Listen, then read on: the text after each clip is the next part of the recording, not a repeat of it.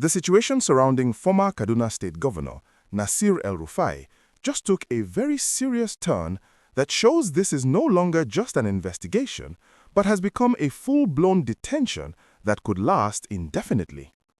After spending his second consecutive night in Economic and Financial Crimes Commission custody, multiple sources within the anti-graft agency have confirmed that the commission is making frantic legal moves to secure a court order that would allow them to detain El-Rufai indefinitely. An EFCC insider made the agency's position crystal clear when speaking to reporters, stating bluntly that they will not release him. According to this source, the cases against El-Rufai are too grave, and besides the financial crimes being investigated, the Department of State Services is handling a separate matter involving national security. El-Rufai presented himself at the EFCC headquarters on Monday, February 16th, which happened to be his 65th birthday, in what turned into one of the most dramatic scenes in recent Nigerian political history. He arrived with thousands of supporters who sang birthday songs and turned the entire event into a political rally. But now, 2 days later, the former governor remains in EFCC custody, and his legal team is reportedly working around the clock to counter the commission's plans and secure administrative bail for him. The mandatory 48 hours that the EFCC is allowed to hold a suspect without charge expires today, but sources say the agency is not ready to let him go. They are preparing to approach a court to request an extended remand order that would give them legal authorization to keep El-Rufai in custody for as long as their investigation requires. During his second night in detention, El-Rufai underwent another intensive round of questioning that lasted for hours. An EFCC source revealed that investigators were asking him to respond to statements that had been made by his former Commissioner for Finance, who had earlier appeared before the commission. The source said there are numerous documents that El-Rufai has to review and questions he needs to answer, which is why the commission insists on keeping him in custody rather than granting him bail. The source emphasized that there is no cause for alarm because El-Rufai has access to his lawyer and his rights are being protected, but the reality is that the former governor is effectively under arrest, even if the EFCC is not officially calling it that yet. If you are following this developing story and want to stay updated on every single twist and turn, please hit that like button and subscribe to our channel because things are moving very fast and you do not want to miss any breaking developments. What makes El-Rufai's situation even more complicated is that he is not just facing corruption allegations from his time as governor.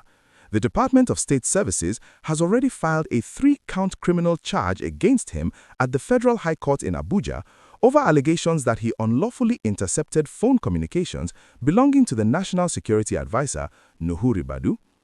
These cybercrime charges stem from El-Rufai's own admission during a live television interview on Arise News, where he said he had listened to intercepted phone conversations in which Ribadu allegedly gave orders for his arrest. Security sources say the DSS is preparing to take custody of El-Rufai for arraignment on these charges once the EFCC concludes its initial interrogation. As if the EFCC corruption probe and the DSS cybercrime charges were not enough, the Independent Corrupt Practices and Other Related Offences Commission is also getting ready to interrogate El-Rufai over the 1.3 billion naira failed Kaduna Light Rail project. This means that the former governor is being pursued simultaneously by 3 different anti-corruption and security agencies on multiple allegations, ranging from financial misappropriation to national security breaches. His legal troubles are piling up faster than anyone could have predicted when he walked into the EFCC office on Monday. The confident, almost defiant image he projected that day has now given way to the reality of spending multiple nights in custody with no immediate prospect of release. The specific allegations that the EFCC is investigating relate to El-Rufai's administration of Kaduna State from 2015 to 2023. The Kaduna State House of Assembly conducted an investigation in 2024 that allegedly indicted the former governor over the diversion of 423 billion naira in public funds and money laundering. This is an absolutely staggering amount of money, and the Assembly demanded that El-Rufai be investigated by anti-graft agencies. Several of his close associates and former government officials have already been arrested and are facing trial for alleged fraud and money laundering connected to their time in the Kaduna state government. The EFCC is believed to be using information obtained from these individuals to build its case against El-Rufai himself, cross-referencing their statements with financial records and demanding that the former governor explain discrepancies. Make sure you are subscribed to this channel and have your notifications turned on, because we will be bringing you live updates on whether El-Rufai is granted bail or whether the EFCC succeeds in obtaining a court order for indefinite detention. One EFCC source told reporters that El-Rufai will likely get the treatment of the former Attorney General of the Federation, Abubakar Malami, who was also detained for an extended period during corruption investigations.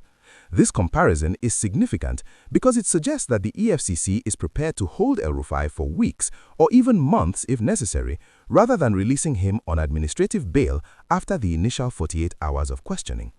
The Commission appears to believe that it has substantial evidence of wrongdoing and wants to ensure that El-Rufai does not have the opportunity to interfere with witnesses or destroy evidence while free on bail. El-Rufai's media aide, Muyiwa Adeke, has been trained to manage the situation through carefully worded public statements. He confirmed that his boss had a frank and fruitful interaction with EFCC officials and that the legal team noted that investigators were entirely professional in their approach and conduct. However, Adeke also confirmed that El-Rufai remains with the EFCC, essentially acknowledging that the former governor is in custody.